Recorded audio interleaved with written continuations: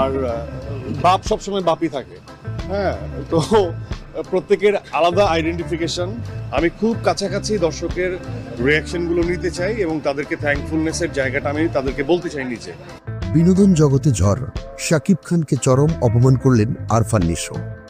ঢাকাই সিনেমার দুই জনপ্রিয় তারকা শাকিব খান ও আরফান নিশোর মধ্যে হঠাৎ করেই উত্তেজনা ছড়িয়েছে। দর্শক, ঢাকাই সিনেমার বহুল আলোচিত ছবি তাণ্ডব নিয়ে এবার নতুন করে আলোচনা শুরু হয়েছে।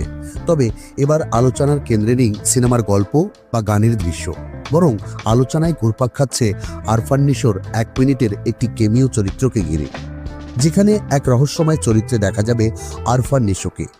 সংবাদ সম্মেলনকে দেয়া এক সাক্ষাৎকারে আরফান নিশো শাকিব খানকে অপমান করে বলেন, শাকিব খান পুরো সিনেমার হিরো হতে পারে, কিন্তু আমার 1 মিনিটের কেমিও চরিত্র দেখে দর্শক হাততালি দিবে, শাকিব খানের কোনো বেল নেই আমার কাছে।